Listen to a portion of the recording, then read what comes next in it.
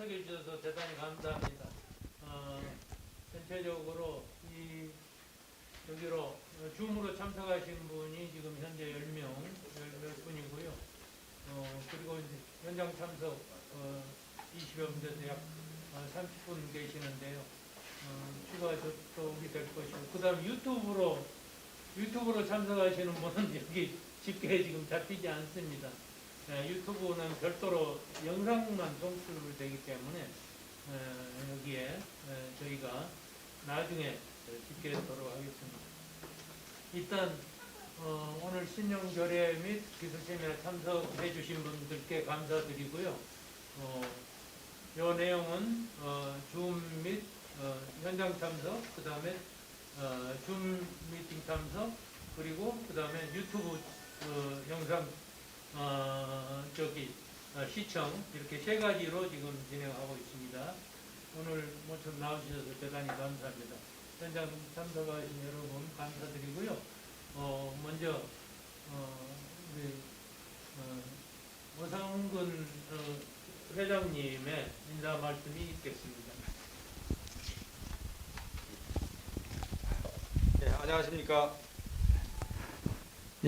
2022년부터 제9대 우리 한국건설품질기술사회를 담당하게 된 서울과학기술대학교 오상근 교수입니다. 지난 연초에 신년 인사를 드린 바 있습니다.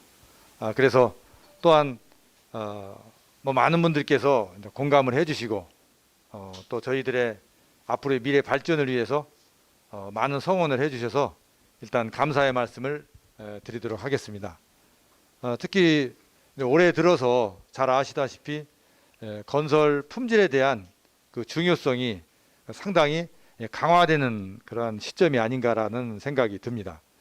잘 아시다시피 많은 건설 현장에서 또 오랜 세월 동안 근무하시면서 느끼셨다시피 우리 한국의 정서가 어떤 큰 사고가 한번 나거나 또 큰 사고로 인해서 사망 재해가 발생하거나 하면은 그 해당 그 분야에서 좀 신경을 써서 나름대로 이제 발전의 과정에 도움이 된다고 볼 수가 있는데, 사실 어떻게 생각해 보면 상당히 이게 불행한 과정이라고 저는 생각을 합니다.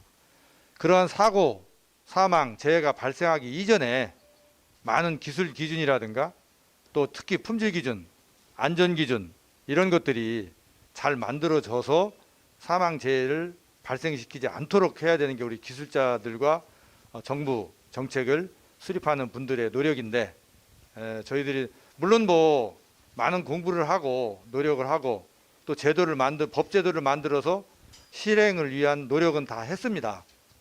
그럼에도 불구하고 우리가 잘 지켜지지 않은 부분이 있어서 많은 사건 사고가 나는데, 좀 안전사고 하면은 기술 안전과 노무 안전을 저희가 생각할 수가 있겠습니다. 특히 이 기술 안전 부분에서는 우리 품질과 직접 또 연관이 되고 또 그런 부분에서도 더욱 강조되는 시점이 지금부터라고 생각합니다. 많은 경영진이나 정부 정책 또 교육을 하면서도 품질과 안전, 산업 현장에서 품질과 안전이 중요하다는 말은 많이 했는데, 현실적으로 제도적으로 또 디테일 부분에서 많이 지켜지지 않은 것 같아서 저희 한국건설 품질기술사에서 건축, 토목, 또 토목, 건축, 또 전기라든가 소방, 화재, 화학 등과 교류를 하면서 이러한 문제를 제거해 나가는데 함께 노력해 주시면 감사하겠습니다. 그런 의미에서 오늘 기술 세미나로 건설 품질과 안전과 관련해서 현장에서 직접 조사를 하시고 또 취재를 하셨던 분야, 또 해외에서 직접 참여하시고 경험하셨던 것, 또 학계에서 학문적으로 학술적으로 현장 지도에 참여했던 분야, 또 그리고 건축 분야에서 특별히 에너지 문제라든가 또 고층화되는 차원에서 또 유리 공사와 같은 또 특수 건축 분야의 품질 부문 등을 준비해서 같이 한번 토론을 해보도록 하겠습니다. 그리고 품질 관리에 대한 향후의 발전 방향에 대해서도 별도의 특집 긴급 안전 토론회를 또 또 갖도록 하겠습니다. 많은 성원과 관심, 지도 편달을 부탁드리겠습니다. 감사합니다.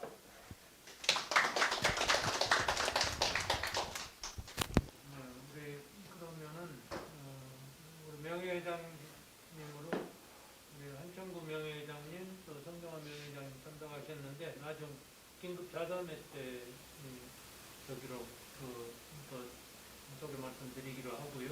바로 시간 관계상 기술 세미나에 들어가도록 하겠습니다. 먼저 모실 분은 우리 해외 원전 콘크리트 관리 그래서 이상환 제이스코리아 지사장 을 모시겠습니다. 우리 제이스코리아 이상환 지사장님은 한국 원자력 연력 기술에서 품질 관리를 계속 담당하셨고 그 퇴임 후에도 계속 이 원자력 품질 분야 이쪽에서 쭉 그 관심을 가지고 그 분야에서 종사를 해오셨습니다. 최근에 아부다비 그 원전 쪽에 그쪽 가서 그 기술 지원을 담당하시다가 지난달에야 귀국을 하셨고 그래서 바로 생생한 현장 경험을 바로 들으실 수 있을 것으로 그렇게 생각을 합니다. 우리 이상환 지사장님 엄청나게 많은 자료를 보내주셨는데요. 시간 관계상 3분에 허용된 시간이 10분에 불과하기 때문에 10분 발표, 5분 질의응답 이렇게 시간 제약된 관계로 해서 자료를 여기서 다 공유하기 어렵고요. 여기 현장 참석하신 분은 바로 영상으로 보이도록 하겠습니다. 발언 띄울 수 있죠? 여기서 내려야 됩니다. 여기서는 여기 내리고. 여기 바꿔야 돼요. 그래? 자리를 바꿔 주시면 알겠습니다.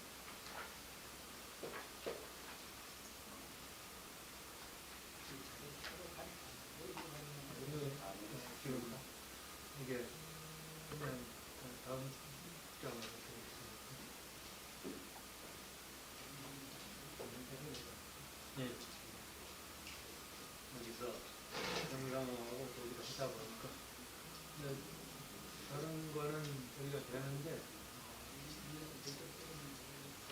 네, 완전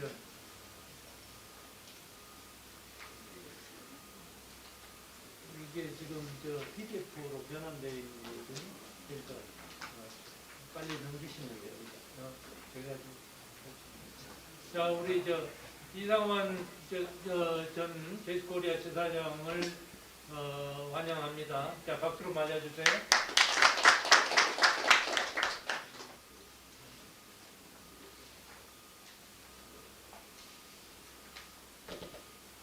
안녕하세요. 제이스코리아 이상환입니다.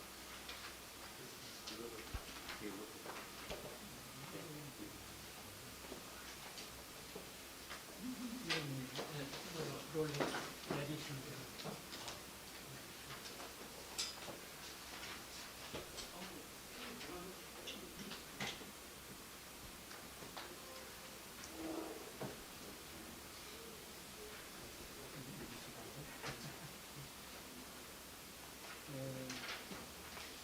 사실 이 요청을 받고 대본에 이제 생각을 했습니다. UAE 원전에 대해서 국내 원전도 일반인들은 좀 생각했지만 특히 이제 해외 원전 한국은 최초니까 총회 차원에서 이제 하면 되겠다 했는데 사실 제가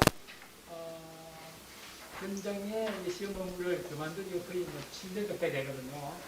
그리고 그 이후에 이제 행정 업무 맡는 지사장을 해서 이전에 이제 발표 자료가 있어서 찾아보니까 영어를 하던 여러 분야는 이제 전부 잊어버리고 아주 또 기억을 더듬는 애를 먹었습니다. 또 보니까 이제 이 자료는 조금 구체적으로 이렇게 들어가는 자료라서 이게 무슨 교육이나 강의 자료는 자료는 아닐 것 같아서 다른 보충 자료를 좀 준비했는데 지금 현재 그걸 할 수 없으니까 일단 서툴지만 한번 새겨보십니다. 이런 콘크리트, 저희 콘크리트 위, 콘크리트 한전도 시험 실장을 했습니다. 저 콘크리트 재료, 콘크리트 재료, 시험 도와주고 배합 설계 이런 것들 이제 생산 관리, 실제 그 품질 관리를 참관하고 있습니다.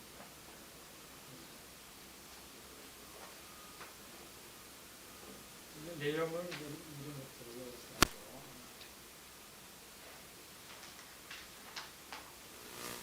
쓰고 이게 콘크리트 재료 및 콘크리트 생산에 대한 품질 관리의 전반적인 흐름입니다. 이 요약인데요.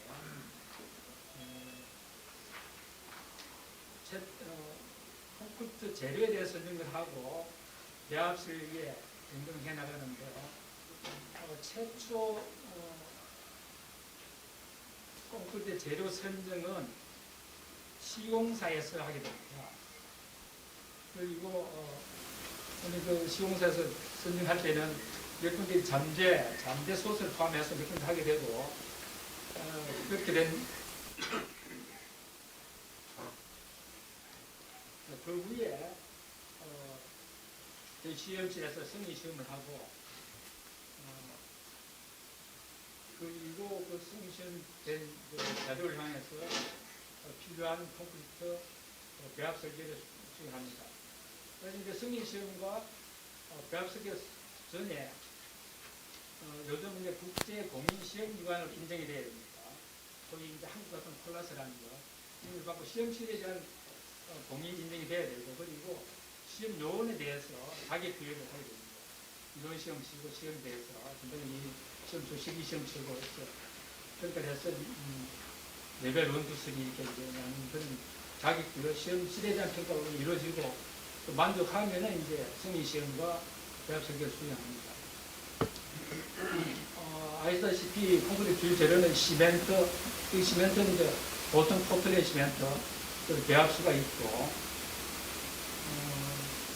그 시험 빈도는 시험 빈도는 이렇게 이제 반인 양, 사용량에 따라서 생것처럼 물 단위로 물량을 이렇게 시험합니다. 모태를 사원을 모든을 감수해서 도로 스펙을 사용하고 수직사정을 사용했습니다.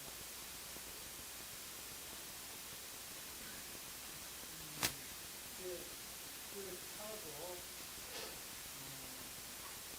콘크리트를 생산을 하게 되는데 우리는 생산 자체는 시공사에서 개척을 운영하는 것을 하고 이제 생산을 하는데 어떤 이제 재료 계량하는 저울류에 대한 근조점은 참여하고 그리고 믹스기가 유일하게 잘 콘크리트가 제작되는 일을 하는 인증 시험을 이제 입혀야 돼요. 만족하면 이제 그래도 운영할 수 있죠. 그리고 생산된 콘크리트는 사실상 운반하게 되는데 운반하는 이 외부 콘크리트 에듀케이터에 대해서도 운반하면서 재료를 잘 균일하게 분전까지 사실상까지 운반되는 일을 시험하고 해서 마찬가지로 이제 중요한 시험합니다.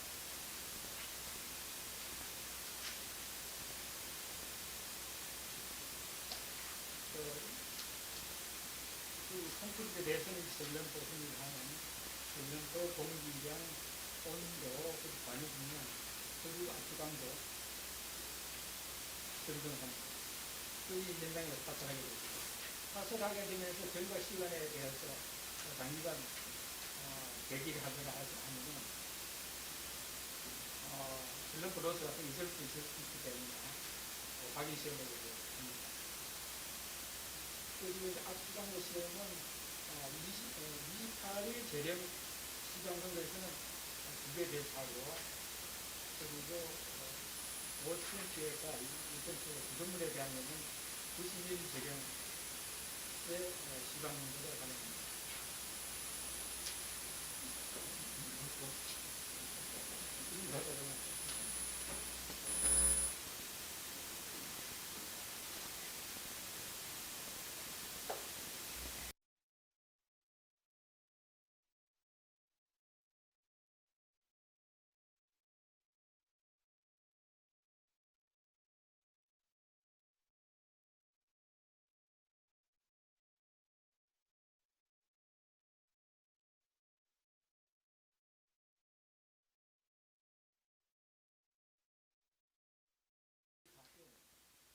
골대를 여기가 준센거, 제사, 그리고 이 사막 지역이지만은 이제 콘크리트 재료로서는 만족한 모래가 없습니다. 그러니까 사막에서 모래밭에서 간을 닦을 수 있고 골대로서 만족하는 게 없기 때문에 장골대 주된 장골대는 이제 세석 장비를 80% 정도 사용합니다. 그리고 석탄에서 굵은 걸죠. 10mm, 20mm, 25mm 있고 그리고 화원에는 이제 고성 감수를 사용합니다. 그리고 재료원이나 공급사 그런 것도 있습니다. 이제 고로 설계는 원료를 이제 일본에 수입한 거를 이에 의해서 이제 드라이빙에서 사용하고 실리카시움은 중국 아주 내륙 시안에서 수입해서 사용합니다. 그리고 골재류는 이제 현지에서 조달을 하고 그리고 고성감수대는 한국에서 10%가 사용했습니다. 그리고 관련된 분력은 이제 있습니다.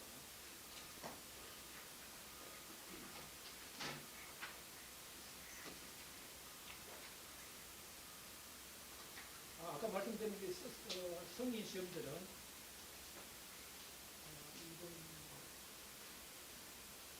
골재료로 이런 것들이 있고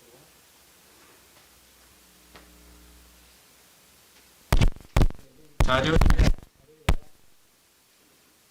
시방 요건과 규격별로 시험 결과 등을 했습니다.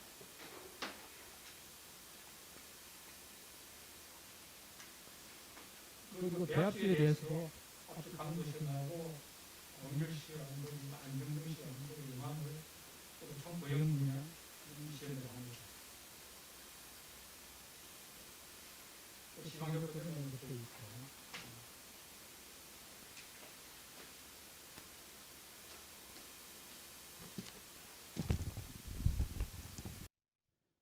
여기는 그 재료별로 시험 시방서와 시험빈도 언급했습니다.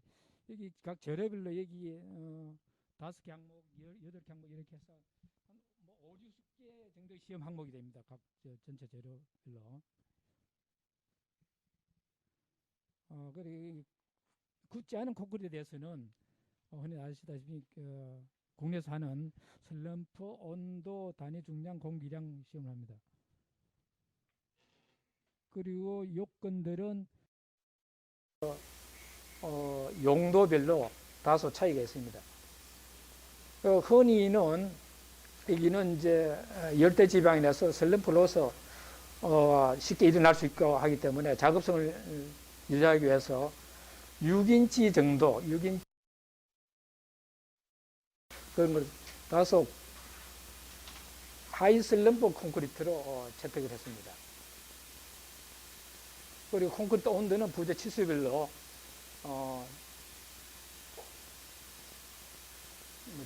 80도 F 미만으로 하는 걸로 했습니다.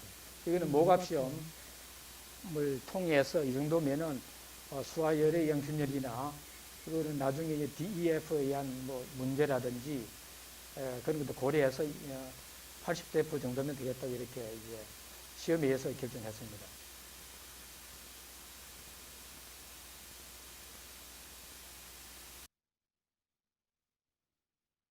구동 콘크리트는 압축 강도 시험을 하고 한열 일량 강도 시험을 하고 한열 일량 강도는 참고용으로 씁니다. 압축 강도에 뭐 10분의 1 남짓 나오죠. 모르타르에 대한 시험은 모르타르는 콘크리트를 탓을 하기 전에 배관을 미리 뭐 목축이 됐다는 그런 거나 아니면은 탓을 하고 다음 탓을 이어질 때에 대한 그런 용도로 사용을 합니다. 그리고 구동 콘크리트에서 염화물 함량 시험을 하는데 우선은 각 재료별로 함유된 염화물을 시방 배합에 의해서 총 합계를 계산을 하고 그게 만약에 시멘트 무게 0.15%를 초과하게 되면은 콘크리트가 28일 내지 45일 정도 굳었을 때 아마 이제 케미컬리 이제 바인딩된 후를 철근 부식에 영향 주는 염화물에 대한 실험을 하기 위해서 굳은 시험 하게 됩니다.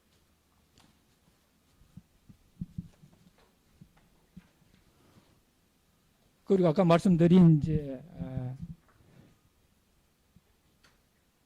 배치 플랜트에서 이제 각 재료의 계량 장치에 대한 균등성 시험을 하고, 그리고 믹스에 대한 균일하게 배합이 되어 있는지 이제 확인 시험하는데, 이건데 이거는 이제 믹스에서 영양에서 전체의 이제 약 15% 정도 위치에서 시료 채취를 하고, 그리고 85% 정도 이제 양에서 시료 채취를 해서 그래서 콘크리트의 단위 중량, 공기량, 슬럼프, 그리고 굵은 골재량, 그리고 모르터의 양, 그리고 압축 강도를 앞과 뒤에 시료 채취한 것을 이제 이런 허용 범위 내에 들면은 대체로 균등하게 전체적으로 균등하게 배합이 되었다.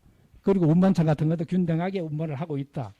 그리고 펌프카 같은 경우에도 배관에서 출발할 때, 시작할 때 시료 채취하고 출구에서 실험해서 그 사이에 이제 어떤 이런 값들이 변화가 있는지도 같이 실험합니다. 모두 실험해서 범위 안에 들면은 이제 만족하는 걸로 이렇게 합니다. 그리고 사용된 이제 배치 플랜트가 어떤 소요량을, 시간당 소요량을 충분히 생산하는지를 확인하기 위한 생산 속도 시험도 이런 양식에 맞춰서 이제 하게 됩니다. 요구된 예를 들면 시간당 얼마 량을 충분히 생산하는지, 충분히 생산할 수 있는 능력에 시공 계획에 따라서 콘크리트를 공급할 수 있기 때문에 벌써 마무리할 시간 됐네요. 예, 이렇게.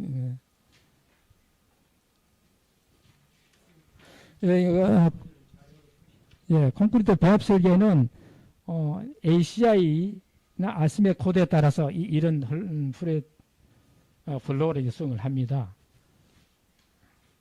이건 뭐 자료를 참고해서 보시면 되겠고, 압축 강도를 이제 물세ben트비 뭐 플러스 마이너스 5% 정도를 해서 요구되는 타격 강도에 대한 물세ben트 비를 정해서 이렇게 하게 되죠. 회귀 분석을 해서 그렇게 해서 지방 배합표를 만듭니다. 이제 같은 얘기고, 여기 이제 실제 하는 재료를 SSD 상태로 만들고 각 재료들 준비를 하고 계량을 해서 믹스에 넣고 배합을 해서 요구되는 시험들을 하고 만족하는지 보고 압축도 시험하고, 여기 이제 배합 설계 트라이 앤 에러 한 예입니다. 이런 과정을 거쳐서 이런 것들이 나름대로 포맷화 했기 때문에 정리하기가 좀 쉽습니다.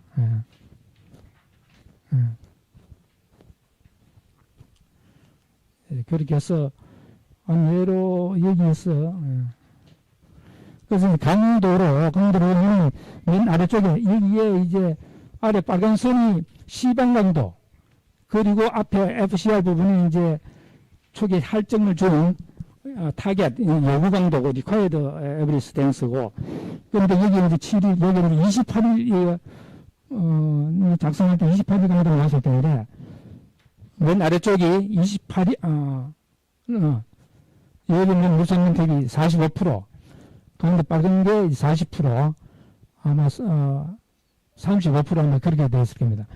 그런데 이제 시방도 이거는 91일 다 그 91일 자리니까 이렇게 강도 증가되면 거의 만 psi,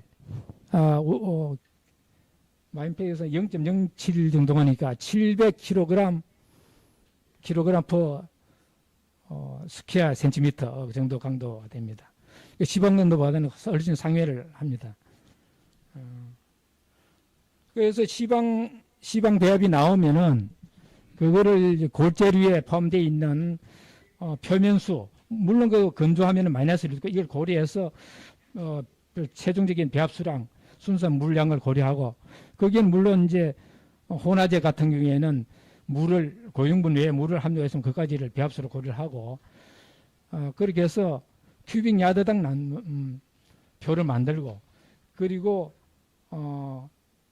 재료를 계량하는 호용 오차 재료별로 이제 1% 얼마 있습니다. 요거 안에 들도록 하고 그리고 또 예, 배치다 예를 4큐빅 야드, 8큐빅 야드에 따라서 이게 이제 배합표를 만듭니다. 그러면 이걸 가지고 배치 티켓을 이제 그 맞게끔 그 계량되는지 저기 체크를 합니다.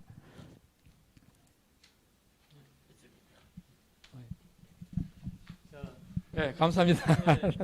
네, 두서없이. 질의하실 사항들이 많으시겠지만 또 우리 저 뭐야 이상원 우리 박사께서도 하실 말씀이 많은데 시간 관계에서 이 정도로 줄이고요.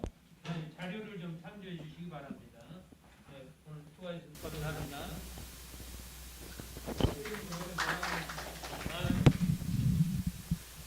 다음으로는 우리 건축물 유리공사의 품질 관리에 대해서 우리 장덕배 교수님 모시겠습니다.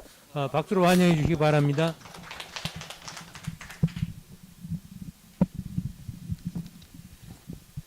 네, 대단히 반갑습니다. 시간 관계상 바로 시작하도록 하겠습니다. 양해 말씀을 좀 드릴 것은 교육 환경이 매우 이렇게 좀 다소 매끄럽지 못한 것 같습니다. 지금 현재 줌하고 유튜버 같이 하고 있는데 잘 지금 그 접속이 안 된다는 그런 멘트가 있는데 좀 양해를 해 주시기 바랍니다.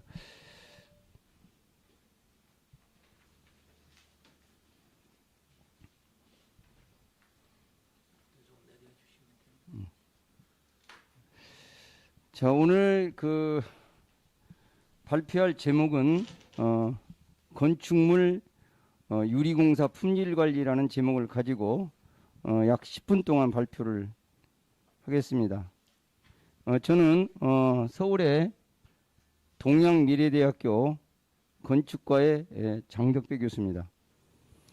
오늘 강의 목차는 품질관리 개요를 간단하게 말씀을 드리고 유리공사 품질관리 실무에 대해서 말씀드리겠습니다. 먼저 품질관리 개요입니다. 건설의 품질관리란 우리 다른 그 품질관리하고 좀 다른 것 같습니다.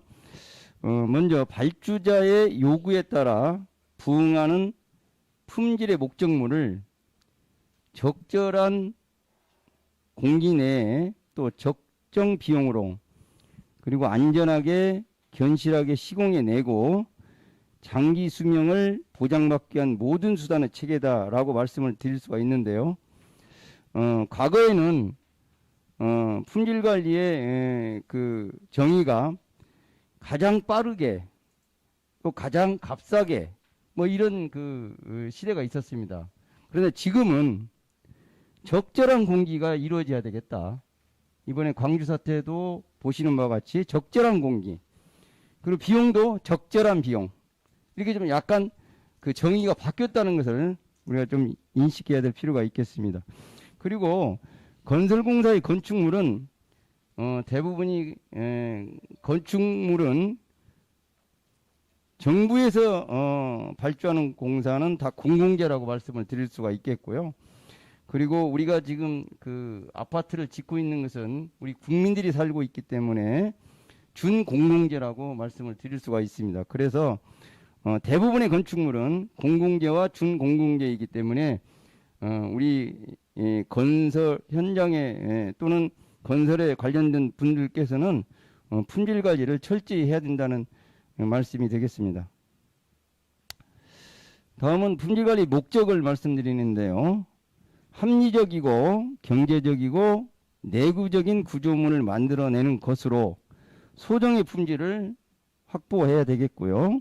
또 품질을 종래보다 향상 개선하고 또 편차를 적게 하고 균일한 품질을 유지함으로써 예상되는 하자를 미연에 방지하고 건설 공사 품질에 대한 신뢰성 확보와 원가 절감을 목적으로 한다. 이렇게 목적을 말씀드릴 수 있겠습니다.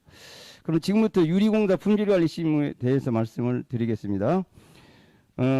제가 한번 그 생각을 해보니까 우리 인류에게 공헌한 건축 재료는 과연 무엇이 있을까? 여러 가지가 있겠습니다만은 첫 번째 콘크리트라고 저는 감히 말씀을 드릴 수가 있겠고요. 두 번째는 금속, 철이 되겠습니다. 뭐 예를 들어서 철근이라든지 H형광이라든지 이런 그 금속이 되겠고, 세 번째는 유리. 만약에 유리가 없었더라면 우리가 어떻게 인류가 살아갈 수 있을 것인가? 굉장히 중요하다고 보고요.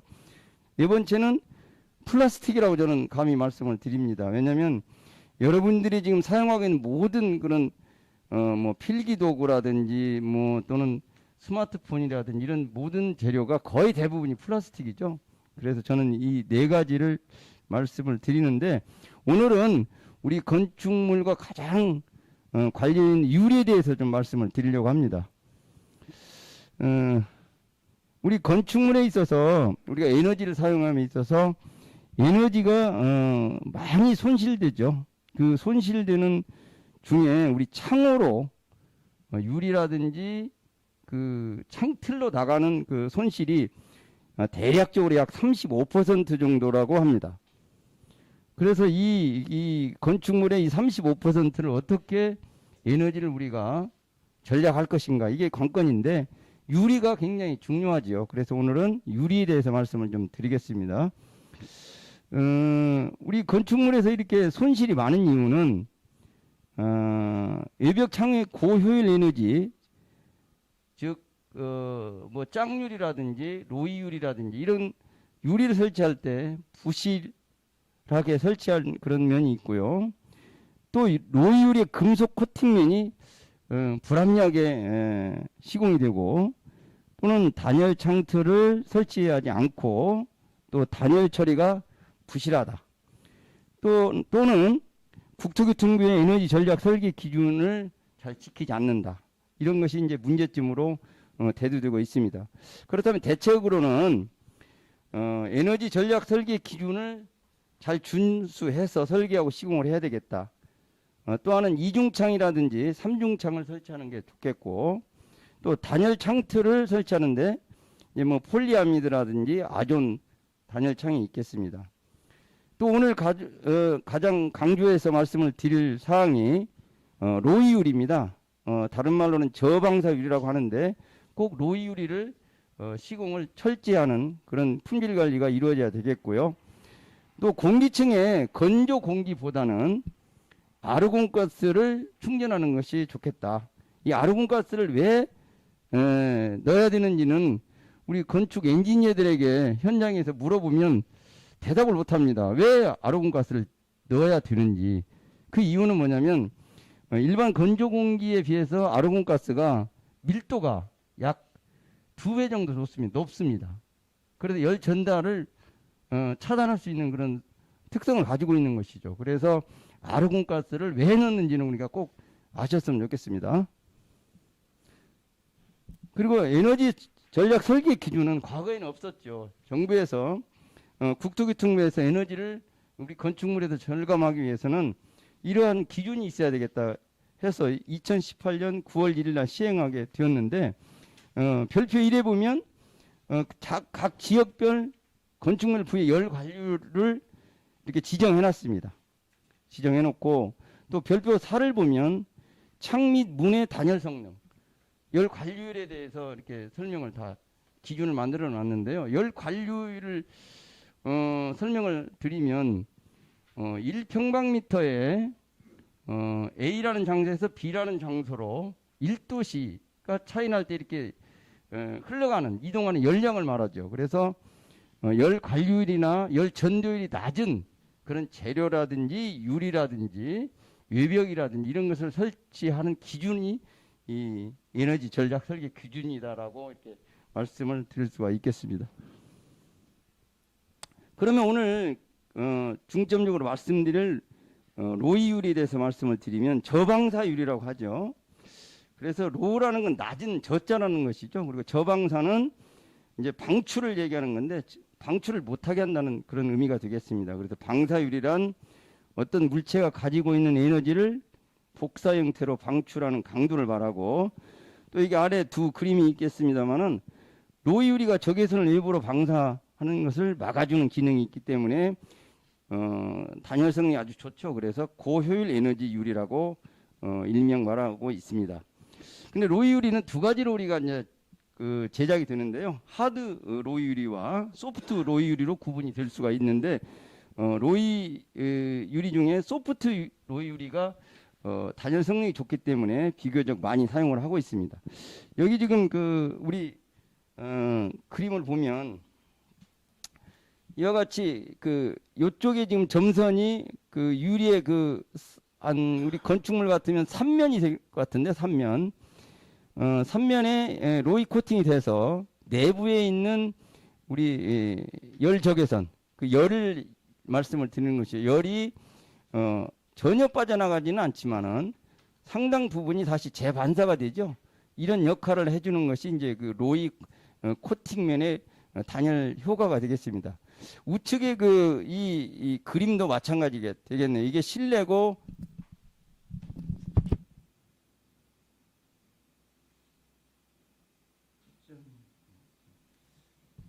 이게 실내고 이게 실외인데요. 지금 여기 유리를 보면 짝유리죠. 짝유리가 되어서 가시광선이 이렇게 들어오게 되는데 실내에 있는 적외선 열 이런 열이 이 요쪽에 지금 3면이 되겠네요. 이게 제일 왼쪽이 1면, 그 다음에 2면, 3면, 4면인데 3면에 설치한 로이 코팅면에 반사가 되어서 열을 세이브할 수 있는 것이죠.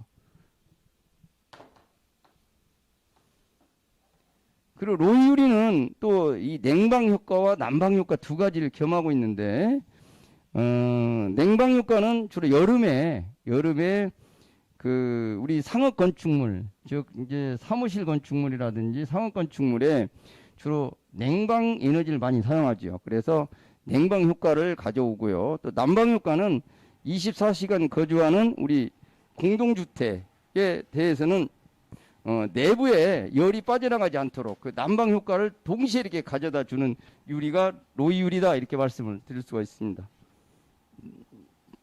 여기 로이 유리의 저방사 유리 중에 두 가지가 있는데 이것은 시간 관계상 생략하도록 하겠습니다. 로이 유리의 이제 그 개념들을 좀 살펴보면 로이 유리는 짝유리로서 네 가지로 구성이 되죠. 유리가 있고 유리. 그 다음에 안에 공기층이 하나 있고, 그 다음에 이 스페이서 간봉이라고 하죠. 간봉. 그 다음에 로이 코팅면 이 네 가지로 크게 구성이 되는데 우리가 열의 전달은 어디로 열이 전달이 되냐면 이게 외부죠. 외부에는 이쪽에 이 창틀을 통해서 그 다음에 간봉을 통해서 그 다음 공기층을 통해서 이 내부로 이렇게 열이 전달이 됩니다. 그런데 제가 그 학교로 가기 전에 마지막 현장이 우이동 콘도미니엄 신축 공사 현장인데 그때 우리나라에서 최초로 여름에 그 발코니에 그 체인버 방을 막아서 액화질소 가스를 가지고 마이너스 5도, 마이너스 10도, 마이너스 15도 이렇게 낮춰가면서 시험을 했습니다.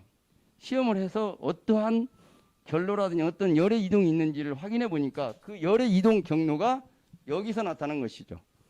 이 창틀과 그 다음에 유리 이 간봉, 그 다음에 이 공기층, 그 다음 내부로 이렇게 들어가는 열의 전단 경로가 그렇게 구성이 되어 있습니다. 그래서 우리가 건축물의 창호의 유리 쪽에 열을 이동을 차단하려고 하면은 첫 번째 뭐가 되겠습니까? 단열 창틀을 써야 되겠고, 그 다음에 유리를 고효율 에너지를 써야 되겠고, 그 다음에 유리 속에 들어가는 그 공기층도 마르곤 가스를 써야 되겠고, 이러한 그 우리가 품질 관리를 잘 해주면 좋겠습니다.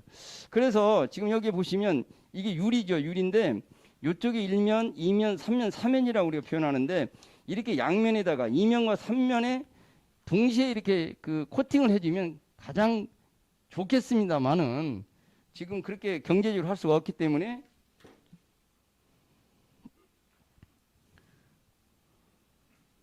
저게 왜 이동이 안 되네요.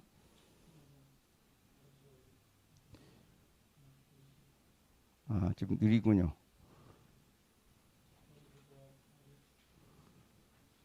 네. 자, 그래서 우리가 에너지 전략 설계 기준을 만족하려고 하면은 이 여름에 냉방 그 에너지를 많이 사용하는 상업 건축물에는 이면에 다는 것이 바람직하다. 그리고 24시간 사용하는 우리 공동주택에서는 3면이 가장 적정하다라고 우리가 좀 아시면 좋겠습니다. 그 다음에 이제 이것은 아이고 이게 제거 이게 느리군요 조금. 자, 여기는 이중창이죠. 이중창이 로이 코팅면이 2면 3면에 있을 때 열이 어떻게 반사되는 그런 그 화살표가 되겠고요. 이건 3중창이 되겠죠. 그래서 1면, 2면, 3면, 4면, 5면, 6면 이렇게 표현하는데 여기는 3면, 여기는 5면인데 이와 같이 그 열이 반사되는 그런 화살표가 되겠습니다. 자, 여기는 아까 말씀드린 내용이기 때문에 생략하겠습니다. 그 다음에 공동주택 그 로유리가 어디 쪽에 설치되어 있는지 작년에 제가 이거 2021년 6월 달에 조사를 한 20개 현장을 했는데 우리가 그 여러분이 살고 계시는 아파트에 보면 짝유리가 2개가 있죠. 이중창이죠. 바깥에가 있을 외창, 안에가 내창인데 외창에 로이 코팅 유리를 설치한 현장이 한 반절, 그 다음에 내창에 로이 코팅을 설치한 현장이 반절 정도 이렇게 그 돼 있는데 결론적으로 말씀을 드리면 여기 윈도우라는 그런 프로그램에 돌려서 이걸 확인해 보니까 큰 차이가 없었습니다. 민원이 굉장히 많이 들어오고 있는데 큰 차이는 없다. 그래서 지금 우리가 이중창 그 유리 규격을 말씀을 드리면 외창이 예를 들어 16mm 일반 복층유리다. 그러면 5mm 판유리에다가 6mm 아르곤 그 기층, 감봉뒤가 안에 기층을 얘기하는 것이죠. 그 다음에 내부에도 5mm 그 판유리, 그래서 아르곤 가스를 주입하는 경우가 있고 내창의 경우는 그 22mm인데 12mm의 감봉대에 공기층을 두는 경우가 있고 또는 유리 두께를 더 두껍게 해서 여기 보면 24 여기는 16, 22지만 얇아도 유리 두께가 얇아도 내부에 아르곤 가스가 들어가 있기 때문에 그 열 효율을 그대로 만족할 수가 있는데 만약에 건조 공기를 쓴다라고 가정할 적에는 이와 같이 유리 두께를 더 두껍게, 다시 말하면 이제 공기층이죠. 공기층의 두께를 더 크게 해야 되겠죠. 공기층은 가장 좋은 천연 단열재죠. 가장 좋은 천연 단열재이기 때문에 그 공기층을 크게 하면 할수록 열 효율은 좋다. 그래서 작년에 우리가 그 검토한 결과 여기 내창과 외창이 서로 바뀌어져 그 로이 코팅 유리가 바뀌어져 시공되었다 하더라도 공동주택의 이중창에 대해 인도 프로그램의 시뮬레이션 결과를 참고해 보니까 결로 발생에는 큰 영향을 주지 않고 그리고 유리 표면에 발생하는 결로에 대한 예방 및 방지를 위해서는 첫 번째 우선 창호의 기밀 상태를 좀 잘 측정해 주고 또 모헤어와 풍기판의 상하 일치를 확인하고 또 내창과 외창 사이에 다습한 습기 침기를 좀 막아주고 네 번째는 거주자의 적절한 제습과 환기를 잘 해주는 것이 결로를 좀 막을 수 있다라고 그렇게 나왔고요. 이제 마무리하겠습니다. 지금 여기에 지금 그 사진으로 보시겠지만은 이게 창틀에 이쪽에 이게 단열재입니다.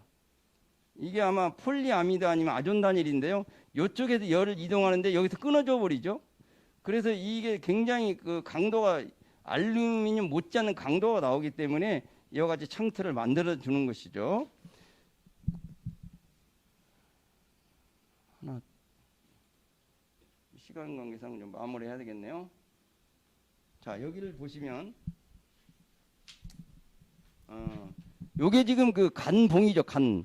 우리 현장에서 가끔 잘못 표현한 단어가 있습니다. 간봉이 아닙니다. 감자가 아니고 사이간자에서 스페이서라고 합니다. 간봉이죠.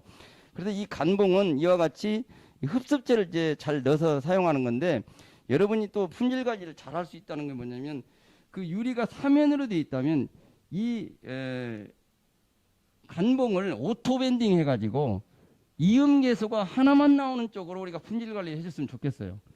우리가 현장에 가보면 유리가 네 면이 다 코너에 다 끊어져 있는데, 끊지 말고 오토 밴딩 머신이 따로 있습니다. 이것을 롤로 쭉 나오면 이음계수가 하나만 나오는 그런 그 현장이 많이 있습니다. 그걸 꼭 참고해 주시기 바랍니다. 그래서 그런 품질 관리 함으로써 열의 성능을 더 높일 수가 있겠습니다.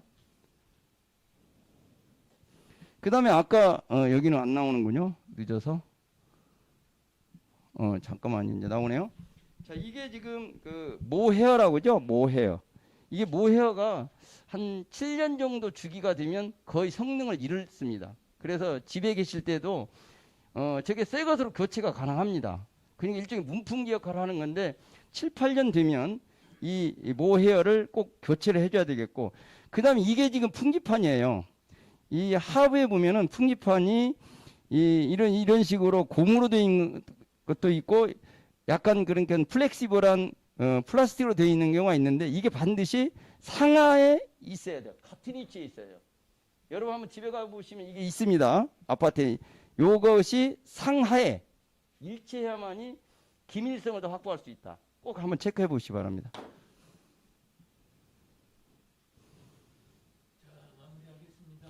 그리고 또 한 가지는 이제 로이유리를 여러분이 그 하나 꼭 배우셔야 될 게 뭐냐면, 아르곤가스 충전율은 85% 이상이어야 돼요. 그런데 1년에 약 0.5% 정도가 누출이 된다고 해요. 누출. 그래서 지금 여기에 지금 그 로이유를 시공을 했느냐 안 했느냐는 라이터를 이렇게 켜보면 요 면이 요 빨간색 요 면이 로이 코팅 면이다라고 우리가 확인이 가능하겠고요. 또 한 가지는 그 유리 그 생산업체가 이걸 가지고 다닙니다. 있습니다. 아르곤가스 충전 시험기가 있는데 이걸 갖다 대면 바로 퍼센티지가 나오거든요. 한번 볼까요? 이와 같습니다. 이와 같이 지금 현재는 97.1%가 나왔죠. 이렇게 나옵니다, 바로. 그런데 이것이 매년 0.5% 정도 빠져나가기 때문에 그 짱유리를 제작할 적에 밀봉, 코팅 처리를 굉장히 잘해야 돼요. 그 품질 관리가 아주 중요하다고 말씀을 드릴 수가 있겠습니다. 자, 마지막 카트인데요. 우리가 여러분 강화유리를 지금 많이 쓰고 있죠. 뭐 계단도 쓸 수 있고 난간대도 쓸 수 있고 또 출입문도 쓸 수 있고, 그런데 우리가 간과하고 있는 것이 뭐냐면 히트싹 테스트라는 것을 잘 실시하지 않고 있다. 히트싹 테스트를 꼭 시험을 한 다음에 현장에 적용을 해야 돼요. 그런데 이것을 지금 여기 보면 600도까지 가열 급냉하는 과정을 이제 불순물이 이제 들어가 가지고 이제 유리가 이제 파손이 되는데, 이것을 열간 유지 시험이라고 합니다. 히트싹 테스트라고 해서. 그래서 이것을 시험을 이렇게 해서 유리가 이제 파손되지 않도록. 왜냐하면 여러분이 뭐 아파트에 붕괴 사고지만은 난간대가 이 강화 유리가 잘못 제작이 돼서 파손이 된다니 붕괴됐을 때도 사람이 무고한 생명을 앗아갈 수 있는 추락에서 떨어짐 사고 발생하는 그런 요소가 있기 때문에 이 강화 유리는 반드시 현장에 히트싹 테스트를 실시한 후에 현장에 반입하도록 꼭 제작하도록 그렇게 품질 관리를 잘 해주시면 좋겠습니다. 오늘 시간 관계상 좀 지체됐습니다만은 유리공사의 품질 관리에 대해서 말씀을 드렸고요. 이 질의응답은 생략하도록 하겠습니다. 감사합니다.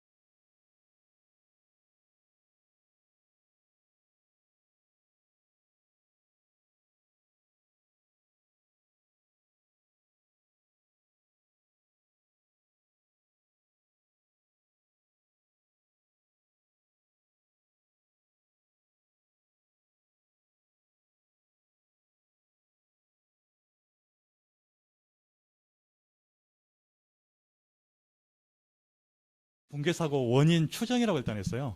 왜냐하면 아직 뭐 원인 자체가 정확하게 나온 게 아니기 때문에 일단 원인 추정과 대책으로 해서 저희 품질 기술사들이 어떻게 이제 이 사건에서 제도를 갖다 이끌어낼 것이냐 그런 측면 위주로 설명을 드리도록 하겠습니다.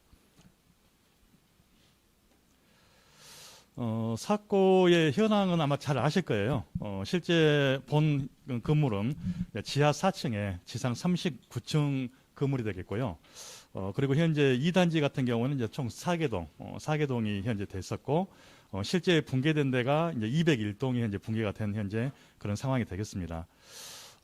사고 그 현재 당시에 이제 그 상황을 좀 보게 되면 201동에 이제 39층, 그러니까 39층이 그 39층 바닥에가 이제 피트층이 지나가게 돼요. 그래서 이 피트층 이제 상부가 결국 39층 바닥이 되는데 여기에 대해서 이제 콘크리트 타설하는 중에 이제 건물에 이제 슬래브가 붕괴가 되고 더불어서 일부 외벽이 붕괴가 됐던 이제 그런 사건이 되겠습니다. 보시는 현재 그림은 현재 그 각 현재 도면인데요. 총 2단지 중에서 201동부터 시작을 해서 204동까지가 있는데 201동이 현재 여기가 되겠고요. 이제 붕괴됐던 위치 자체가 우측 하단에 보시는 것처럼 현재 그쪽에는 현재 그 거실 부분, 이 거실 부분이 붕괴가 됐고요. 그리고 이제 그림이 아마 좀 조금만 할 수가 있는데 여기 왼쪽 상단에 보시게 되게 되면 여기 이제 피트층, 그러니까 이 피트층 상부가 결국 39층 바닥이 됩니다. 여기 구간을 타설하는 중에 붕괴가 됐다 이렇게 이해를 하시면 될 것 같습니다. 이제 원인 자체를 좀 굉장히 특이한 사건이에요. 왜냐하면 대부분 콘크리트 타설하는 중에 붕괴가 된다 하더라도 뭐 한 개 층 내지 두 개 층까지는 많이 볼 수가 있는데 이게 16개 층이 연쇄 붕괴가 일어났거든요. 그래서 이제 과연 16개의 원세 붕괴가 일어난 원인이 뭐냐? 제가 이제 개인적인 추정입니다. 이건 뭐 제 개인적인 추정이고요. 세부적인 것은 뭐 국토부의 뭐 조사위원회라든지 뭐 국가수 쪽에서 나와야 되겠지만 개인적인 추정은 1차 붕괴가 일어났었고 그리고 1차 붕괴의 영향에 의해서 2차 붕괴가 일어났다 이렇게 이제 추정을 하고 있고요. 그럼 1차 붕괴는 실제 39층 바닥 콘크리트 타설하면서 그 구간에서 1차 붕괴가 좀 발생이 됐고 여기에 따른 어떤 그 붕괴됐던 어떤 파편들, 뭐 이런 수지 가중이 제어가 되면서 실제 2차 붕괴가 아마 간 건 아니냐. 그래서 일단 첫 번째 이제 설계 부분이에요. 지금 언론에서 그렇게 많이 다루고 있지는 않습니다. 그리고 실제 경찰 쪽에서도 많이 그렇게 사고 원인을 추정하고 있지는 않는데 이 구조적인 문제들, 그러니까 무량판 구조에 어떤 문제점이 좀 있지 않나라고 일단은 개인적으로 추정을 하고 있어요. 근데 이게 참 이제 제가 말씀드리기가 좀 애매한 게 이 부분을 좀 언급을 하게 되면 건축 구조기술사 쪽에서 되게 좀 반발이 많아요. 이 부분에 대해서. 근데 어떻게 됐든 간에 원인조사 측면에서는 좀 짚고 넘어가는 부분이고요. 특히 이제 무량판 구조 같은 경우에는 이 슬래브하고 이 기둥의 어떤 접합 부위, 이 접합 부위 쪽에서 보면은 전단 파괴가 많이 발생이 되는데 아마 이런 어떤 파괴도 좀 있었지 않겠나. 그래서 여기에 대해서 어떤 그 연쇄붕괴 측면에서 이 접합 부위에 대한 어떤 성능 평가, 특히 전단 성능에 대한 평가가 좀 이루어져야 되는데 실제 뭐 국회 쪽이나든지 또는 서구청 쪽에서 이 도면을 받아보게 되면 이 접합 부위에 대한 도면이 없어요. 철근 배근도가 제시를 하고 있지는 않습니다. 그래서 아마 좀 의심은 가는데 지금 정확한 현재 조사는 아마 안 되고 있는 걸로 추정이 되고요. 그래서 아마 국토부의 그 조사위원회 쪽에서 연쇄붕괴의 그 원인을 현재 이런 측면에서 좀 찾아주셔야 되는데 아마 이 부분에 대해서는 거의 구조기술사 쪽도 마찬가지고요. 현산 쪽이나 기타 경찰 쪽에서도 거의 다루고 있지 않는 그런 부분입니다. 이 어떤 무량판 구조의 어떤 문제점을 갖고 해석을 하지 않으면 연쇄붕괴에 대해서는 현재 그 이유를 판단할 수가 없어요. 이 부분에 대해서는요. 지금 사진을 보시게 되게 되면 위에서 이제 평면에서 드론을 활용해서 이제 촬영됐던 사진들입니다. 보시는 것처럼 건물의 그 현재 거실 쪽의 슬래브 자체가 전부 총 16개 중에 다 통으로 전부 다 내려앉는 상태고요. 여기 빨간색 원형 안을 보시게 되면 이 철근 부위를 보게 되면 철근이 거의 다 콘크리트 쪽에서 전부 다 빠져나와 있는 이제 그런 상황이 된 거죠. 결국은 콘크리트하고 철근이 현재 부착이 안 돼 있다. 이걸 이제 보여주고 있는 하나의 증명된 그런 사진이 되겠습니다. 그리고 이제 제로적인 측면에서 좀 원인을 분석을 해보면 사고가 발생되니까 이제 결국은 콘크리트 강도가 일단 안 나온 걸로 추정이 되고요. 그럼 강도가 안 나온 이유는 뭐냐? 일단 제로적인 어떤 부분과 그리고 실제 양생 부분을 일단 나눌 수가 있고요. 특히 이제 제로 부분에 있어서는 어떤 불량 네미콘의 어떤 그런 문제가 많이 제보가 들어왔거든요. 그래서 네미콘을 현재 만드는 과정에서 어떤 석분이라든지 기타 어떤 마사토를 좀 많이 사용을 해서 품질이 저하된 거 아니냐 이런 어떤 그 제보도 좀 있었습니다. 실제 그 네미콘 관련자들이 그리고 네미콘 어떤 생산 프로그램 어떤 비합비를 좀 조작을 해서 실제 저질의 그런 네미콘 자체가 현장에 반입이 됐다. 그리고 여기에는 제가 명시를 하지 않았지만은요. 지금 일부 현재 그 관련된 현재 그 업체에서 제보 들어온 게 플라이애시 자체를 어떤 F급의 플라이애시를 좀 써가지고 이런 문제가 좀 있었지 않냐. 자, 그러니까 지금 현재 경찰 쪽에서 강도 측정을 이제 어제 아마 샘플링을 해서 오늘 현장 감식을 하고 있는데요. 초기 강도 자체는 아마 안 나왔을 것이다. 그렇지만 플라이애시를 쓰다 보면 장기 강도는 나오거든요. 그러니까 지금 현재 한 달이 되고 나서 테스트를 하게 되면 강도는 다 나와요, 이게요. 당초에 처음 현재 사고가 발생됐을 때 바로 측정을 좀 하셨으면은 이런 요인을 판단할 수가 있었을 것인데 지금 가서 그걸 샘플링을 하셔서 또는 테스트를 한다 하더라도 실제 강도는 아마 이것은 확실하게 안 나오지는 않고 어느 정도는 나올 걸로 그런 추정이 좀 되는 상황입니다. 그래서 이 네미콘에 대해서는 이제 여기 하단 그 그림을 보시게 되면 좀 상태가 좀 안 좋은데요. 감리가 서구청의 감리 보고서, 그러니까 분기별 보고서에 나와 있는 그런 현재 데이터입니다.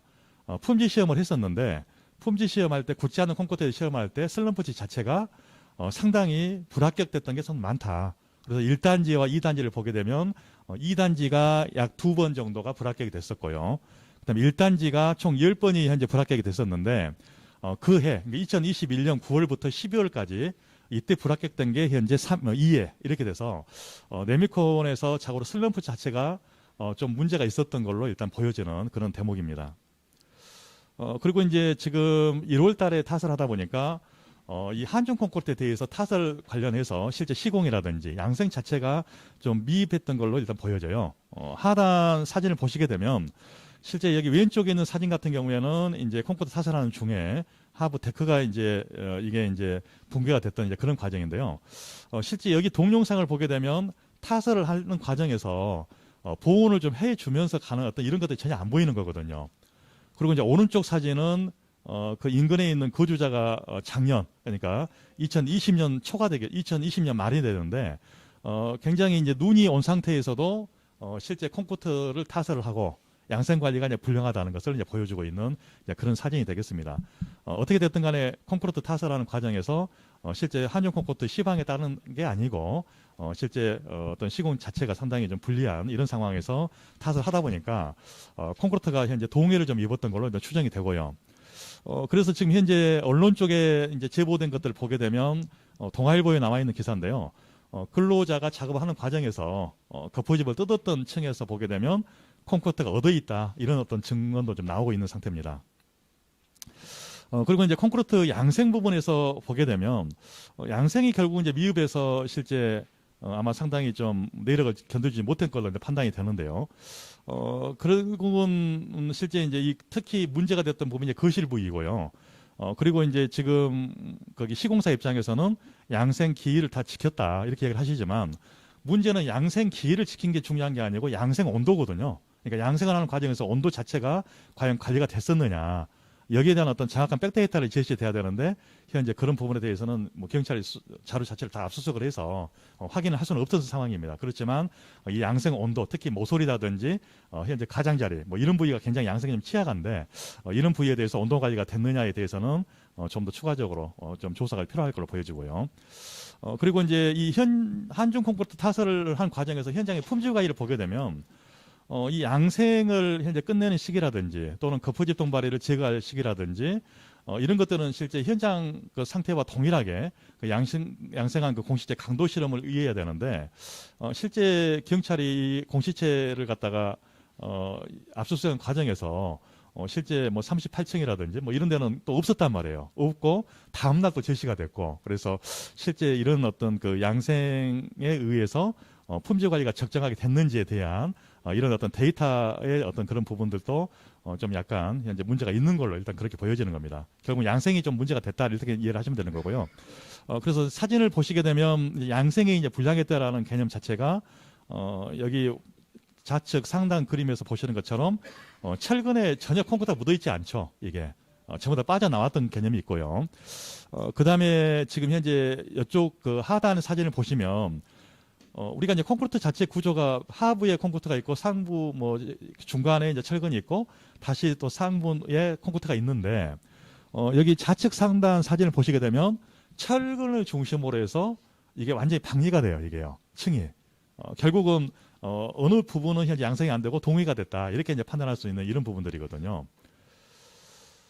그리고 지금 현재 이제 거기 중수본 쪽에서 이제 구조 안정성을 갖다가 확보를 하면서 수색을 하는 과정에서 지금 이제 조사했던 게 27층, 그다음에 32층, 34층 같은 경우에는 강도 측정을 해보니까 강도가 미달됐다라는 그런 현재 어떤 언론 보도로 있는 걸로 봤을 때는 기본적으로 아마 콘크리트 강도 자체가 안 나온 층이 좀 일부 있었다라는 걸 좀 알 수가 있겠죠. 그리고 이제 시공 측면과 관련해서는 잘 아시는 것처럼 현재 피트층 타설을 이제 하는 중이었는데 통상적으로 이제 콘크리트 관련해서 거푸집 동발이 그 시방을 보게 되면 고층 건물 같은 경우는 상계층에 이제 그 동발을 좀 대서 처진다든지 균열 발생된 것을 예방하기 위해서 상계층에 대해서는 이제 동발을 설치를 하게 돼 있는데 이런 동발이가 실제 다 제거가 돼 있다. 뭐 이거는 이제 경찰이 주장을 하고 있는데 이 건과 관련해서는 시공사 측에서는 협력업체한테, 협력업체는 또 시공사한테 감류는 모르고 이렇게 서로 다 현재 책임 소재를 빙봉하고 있는 그런 상태입니다. 사진상 보신 것처럼 무너졌던 현재 지역을 보게 되면 동발에는 전혀 안 보이는 걸로 현재 그렇게 보여지고 있고요. 그리고 지금 이제 시공을 하는 과정 중에 과연 슬래브, 하부 지지하고 있는 슬래브가 과연 이런 동발에 대해서 이제 견뎌줄 거냐에 대해서 이제 구조 검토를 해야 되는데 아마 구조 검토하는 과정에서 좀 모순이 좀 있었던 것 같아요. 그리고 여기 구조 검토에 대해서 실제 경찰 측에서 시공사라든지 또는 감리한테 서류를 요구를 하고 있는데 여기에 대한 현재 구조 검토 서류는 없습니다.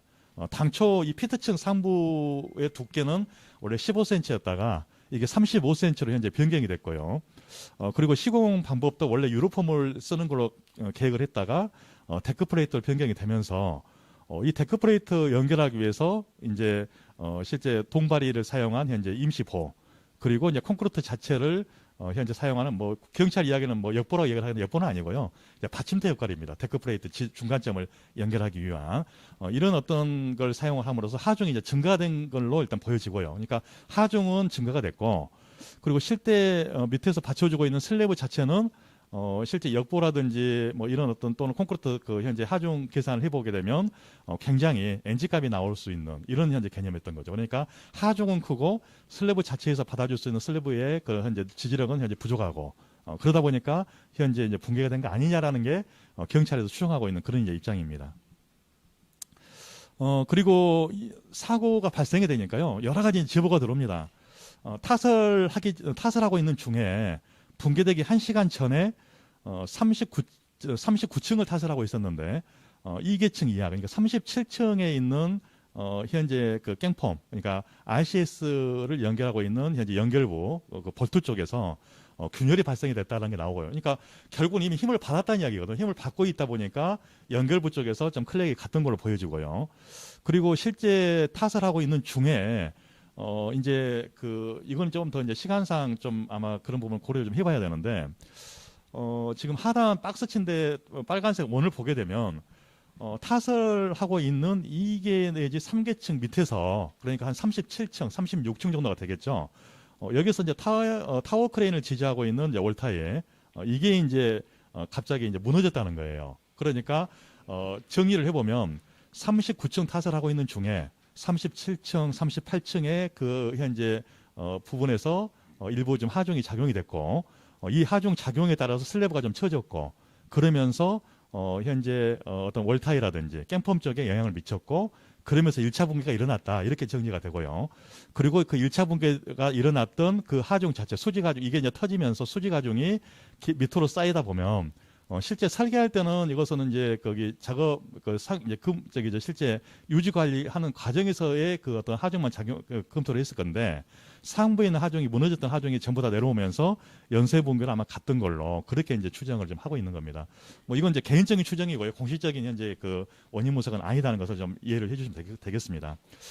그래서 결론적으로 이제 정리를 해보면 설계부터 제로적인 문제들, 시공적인 문제들, 그리고 이제 감독 문제들이 전부 문제가 됐었던 거고, 실제 이 사고는 결국은 품질이 문제가 돼서 안전까지 발생이 됐던 그런 사고로 일단은 그렇게 생각이 좀 되는 그런 사건입니다.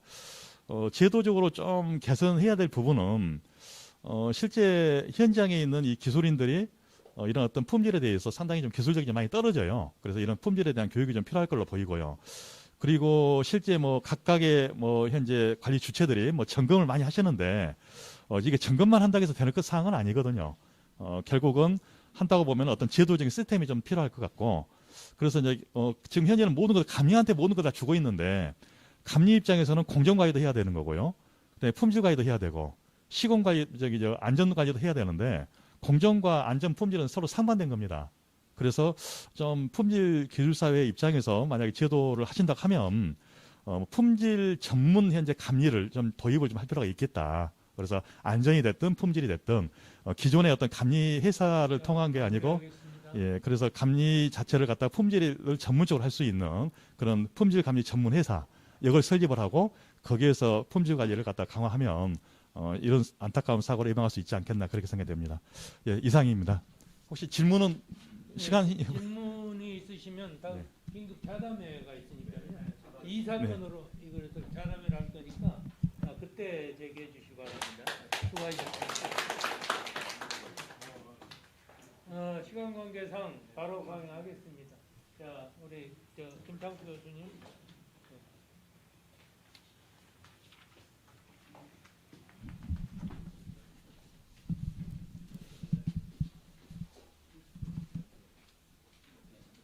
예, 4시 반까지 좀 끝내주시기 바랍니다. 반이요? 내리면 됩니다. 요거 밑으로 내리세요. 요거 이거 보고 하시면 돼요. 저는 여기다 맞출 테니까 내리시면 돼요.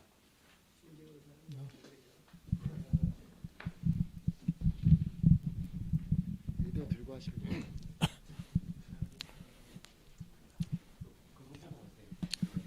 예, 안녕하십니까. 오늘 제가 말씀드릴 사항은 저는 그 원자력 시스템 품질 분야를 이루었기 때문에 제가 원자력에서 관리했던 콘크리트 품질하고 그다음에 아파트에 대한 콘크리트 품질을 좀 비교하면서 그 문제점에 대해서 좀 몇 가지 같이 공유하려고 이렇게 합니다. 우리 그 품질 시스템 뭐 잘 아시겠습니다만은 제조 부분에 그 QC 품질에서 건설 분야의 품질 시스템은 70년대에 그 미국의 원자력 그 시공 품질이 그때 처음 QA 시스템으로다가 채택이 됐고, 이 QA 시스템이 87년도에 ISO 9000으로다가 변경됐습니다. ISO 국제 표준화에서 원자력의 QA 시스템을 그대로 국제 표준으로 채택을 해서 ISO 9000 시리즈로 됐고, 이것이 지금은 이제 QM으로다가 계속 적용되고 있습니다. 우리나라의 품질 시스템이 적용된 것은 그 미국에서 70년도에 그 QA 시스템, 원자력에 대한 QA 시스템을 고리 원자력에서 70년대 초에 이미 그 원자력에 도입을 했습니다. 현대건설이 이 원자력의 그 QA 시스템을 도입하면서 콘크리트 그 강도 시험에 그 시험 성적서를 잘못 작성해가지고 문제가 돼서 그걸 해결하는 조건으로다가 미국의 그 QA 시스템을 도입하면서 82년도에 그 아스메 NA 그 서티피케이트를 받았습니다. 그리고 이것을 근거로 해서 이제 현대건설에서는 좀 원자력 말고 일반 건설에 IS 품질 시스템을 도입하자 해가지고 조사하던 중에 93년도에 IS 9001 인증을 받았고, 이어서 그 대우, 그다음에 쌍용건설 해서 그 IS 시스템이 인증을 대부분의 그 건설회사들 인증을 받았습니다.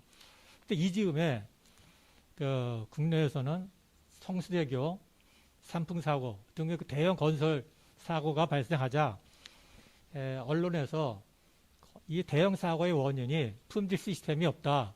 그래가지고 이제 정부에 압력을 넣으니까 정부에서 그 IS 인증을 받은 회사들의 품질 담당자들을 불러서 건설 품질 관리하는데 지원할 게 뭐냐 해가지고 그 지원할 것을 그 보고서로 만들어 달라 그래서 그 품질 연구회에서 이 품질 비용을 달라 해가지고 연구 보고서를 만들어서 96년도에 제출하자 97년도 1월 달에 대통령령으로 품질 비용을 주겠다.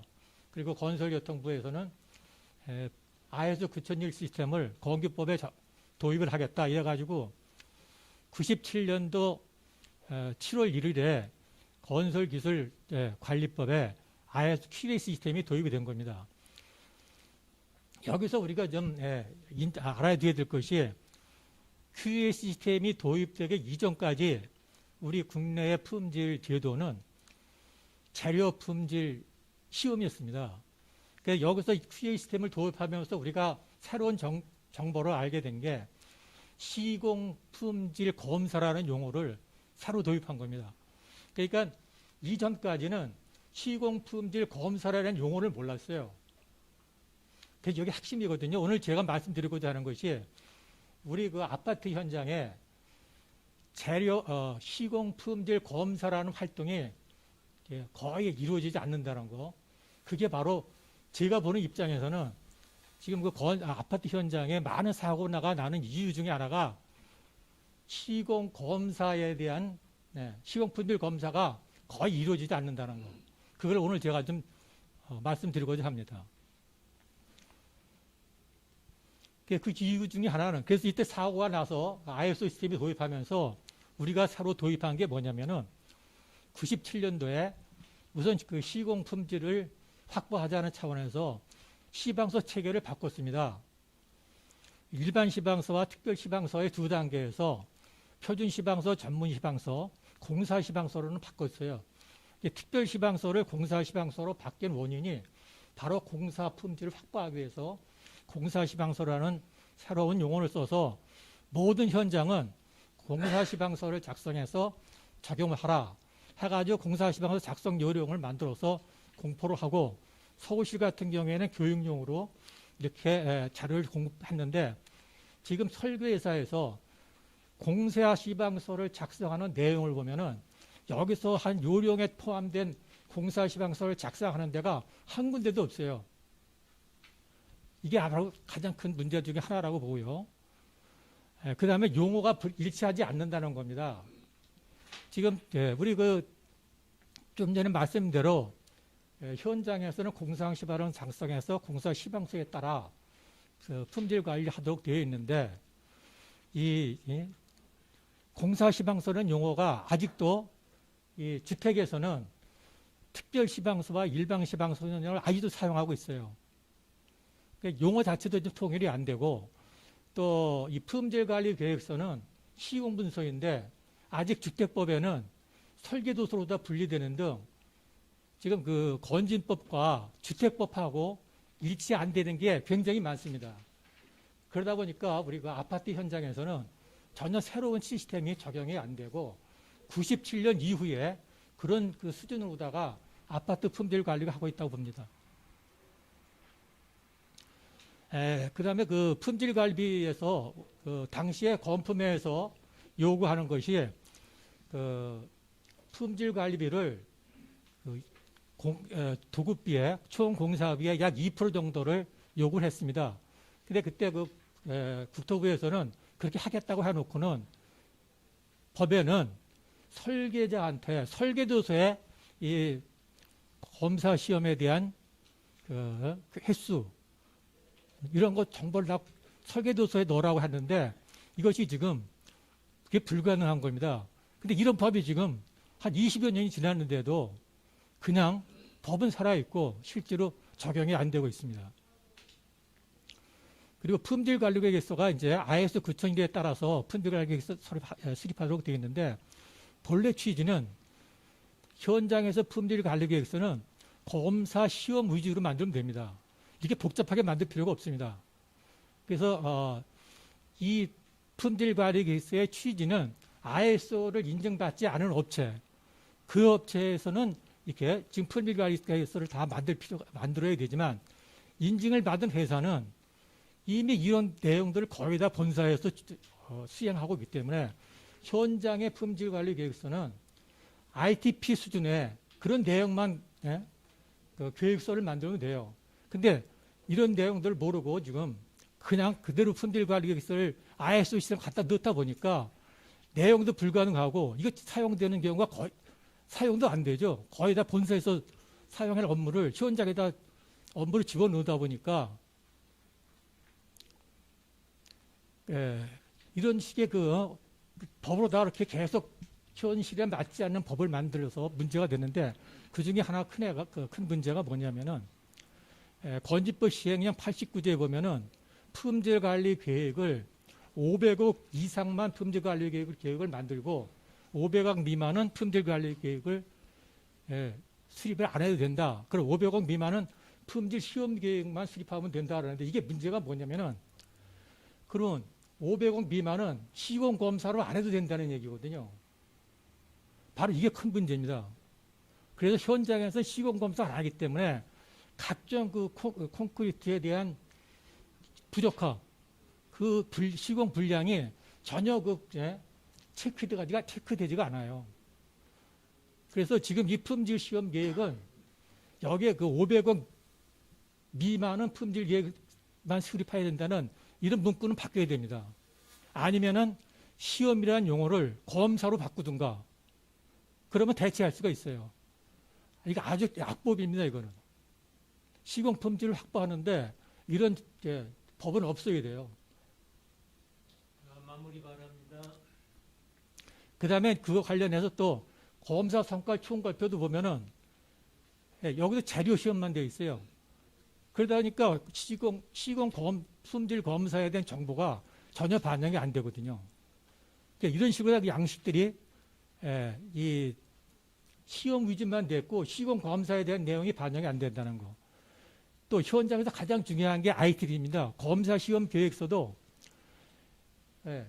거기는 시험과 검사가 다 반영이 돼야 되는데 지금 그 현장 가서 ITP를 보면은 전부 다 재료 시험에만 나와 있어요. 그러니까 시공 검사가 전혀 실시가 안 된다는 거. 그러니까 현장에서 각종 그 검사에 대한 시공 품질이 제대로 반영이 안 되는 겁니다. 또 하나 가장 그 콘크리트 현장에서 제일 많이 나오는 문제가 콜드 조인트인데 이 콜드 조인트 용어가 그 99년도 최초로다가 표준 시방서에 등재가 됐습니다. 근데 용어 정의가 완전히 일체화되지 않은 시공 분량이라고 했는데 2003년도에 용어 정의가 바뀌었어요. 시공 분량이라는 용어가 없어졌어요. 또 최근에는 일체화라는 용어도 없어졌어요. 그러니까 지금 우리가 주택 현장에서 콜드 조인트는 아무리 많이 나와도 시공 분량이라고 생각을 안 해요. 이게 아주 큰 문제입니다. 아파트 현장에 콜드 조인트 발생 안 되는 데가 없습니다. 그리고 그 표준 시방서에도 콜드 조인트가 시공 이음과 콜드 조인트 분류가 안 돼요.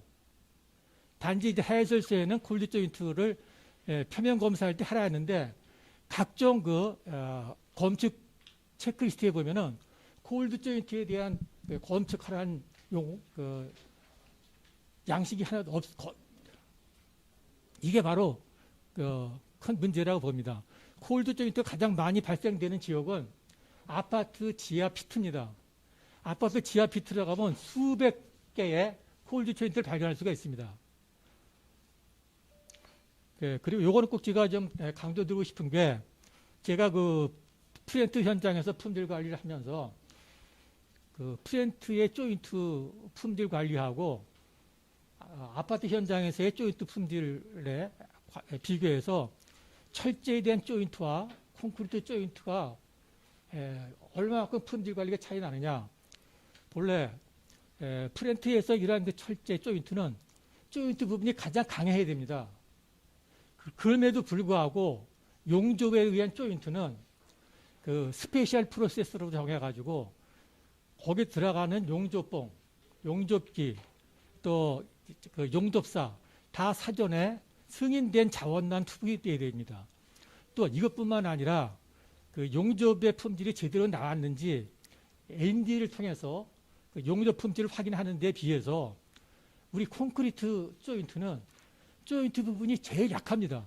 가장 위크 포인트에도 불구하고 또 이 PC, 프리캐스트 콘크리트 조인트도 가장 약한데도 불구하고 전혀 시공 검사가 이루어지지 않습니다. 그래서 제가 건의하는 거는 콘크리트에 대한 조인트는 적어도 조인트 부분이 가장 강한 철분, 이 프렌트에서 하는 그러한 수준의 시공 품질 검사가 이루어지겠다는 거.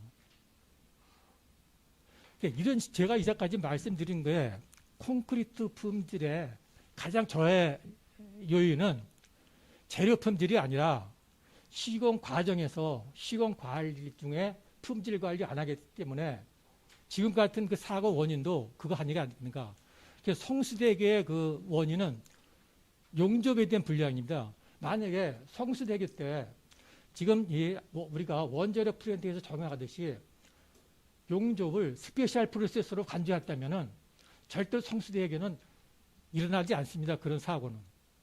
전혀 그때는 시공 품질 검사가 없었습니다.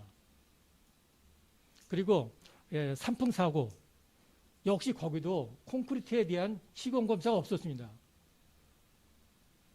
그래서 저는 이번에 광주 그 아파트도 좀 시공 검사 그때 콜드 조인트와 콘스트럭션 조인트가 과연 시공 검사 때 다뤄졌느냐.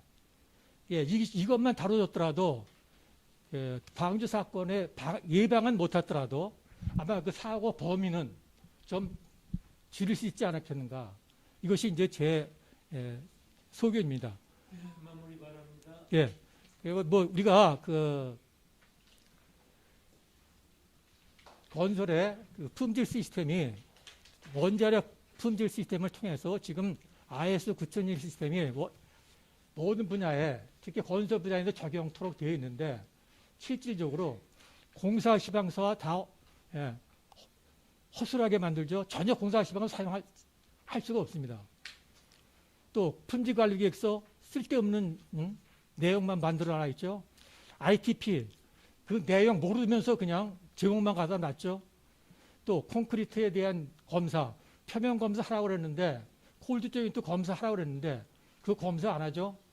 이것이 바로 콘크리트의 시공 품질에 쉬운 주소라 그것이 개선되어야 될 거다 이렇게 생각합니다. 예, 감사합니다. 마치겠습니다.